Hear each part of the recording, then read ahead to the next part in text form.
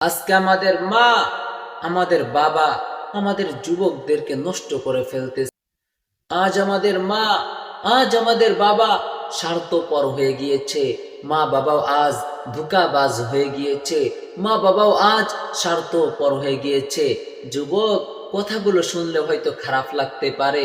ও মা, হয়তো কথাগুলো শুনলে একটু খারাপ লাগতে পারে। ও বাবা, যারা বয়ান শুনতেছেন, হয়তো কথাগুলো শুনলে হয়তো খারাপ লাগতে পারে। আপনি বাবা স্বার্থপর, আপনি মা স্বার্থপর।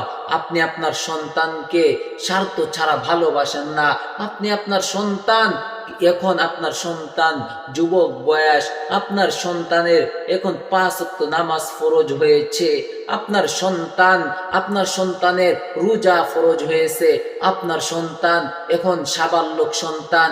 আপনার সন্তান কি করে বেড়ায়, আপনি মা তার কোনো খোঁজ নিতে পারেন না। আপনি বাবা, তার কোনো খোঁজ নিতে পারেন না। ও মা, ও বাবা, আপনাদেরকে বলি, আপনার সন্তান তো পুরো একটা যুবক, আপনার সন্তানের তো পুরো একটা যৌবন। আপনার এই সন্তান যখন কামাই করে নিয়ে আসে, আপনি বাবার কাছে ভালো, আপনি মায়ের কাছে আপনার সন্তান চাঁদের টুকরা। ও মা, আপনি কেমন মা? ও বাবা, আপনি কেমন বাবা যে আপনার সন্তান একটা ওক্ত নামাজ পড়লো না? 365 দিনে একটা বছর হয়, আপনার সন্তান 365 দিনের একটা দিন ফজরে সিজদা দিল না। আপনার সন্তান জোহরে সিজদা দিল না, আসরে সিজদা দিল না, মাগরিবে সিজদা দিল না। ও মা, ও বাবা, আপনাদেরকে স্বার্থপর বলবো না, কাকে স্বার্থপর বলবো বলেন বাবা?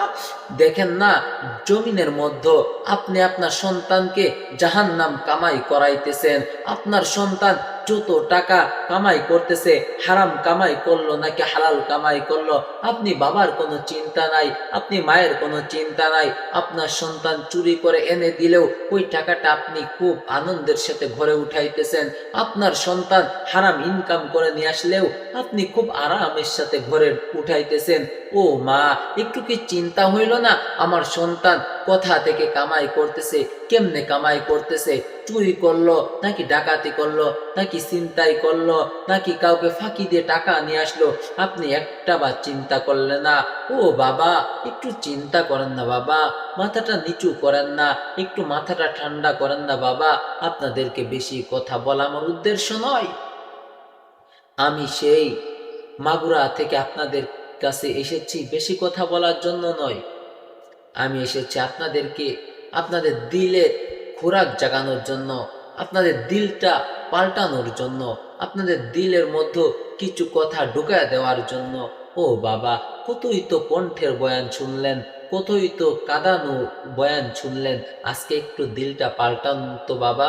দেখেন তো, যে সন্তানের জন্য আপনি এত কিচ্ছু করতেছেন, যে সন্তান আপনার জন্য এত কিচ্ছু করতেছেন, কিন্তু আপনার সন্তান রাত্র 1টা 2টার সময় বাসার বাইরে থেকে ভিতর আসে, আইসা ঘুমোয়, আবার সকাল 8টা 9টার সময় ঘুম থেকে উঠে। ওই জানোয়ার, একটা জানোয়ারও ফজরের পর পর উঠে যায়, কিন্তু আপনার সন্তান 8টা 9টা বাজে আপনার সন্তানের ঘুম ভাঙে না। আসমানের নিচে জমিনের উপর যত মাখলুকাত আছে, সমস্ত মাখলুকাত ফজরের আজান শুনে গাছের ডালে পাখিরা কুহু কুহু ডাকে, পাখিরা কুহু কুহু ডাকে। আপনার বাড়িতে আপনি মুরগি পাললেন, আপনার মুরগিগুলো কক কক করতে থাকে। জমিনের মধ্যে যত কুত্তা আছে, তারা ফজরের আজান শোনার পরে তারা ঘ্যাউ ঘ্যাউ করা শুরু করে দেয়। ও মুসলমানের সন্তান, ও মুসলমান বাবা, একটু দিলটা নরম করেন না? দেখেন তো, তারাও একটা জাতি, আমরাও একটা জাতি। আমরা শ্রেষ্ঠ মাখলুকাত, তারা নিকৃষ্ট মাখলুকাত। তারা মানুষের কাছে কোনো সময় পাত্তা পায় না, নরম বিছানায় ঘুমায় না, ভালো কোনো কিছু খাবার খায় না। তারা খায় হাড্ডি, তারা খায় কাটা, তারা খায় গাছের পাতা, তারা খায় পোকা মাকড় খায়। আর আপনি বাবা, আপনি সেরা মাখলুকাত হয়ে, আপনি সেরা মানব জাতি হয়ে আপনি ফজরের নামাজ পড়েন না?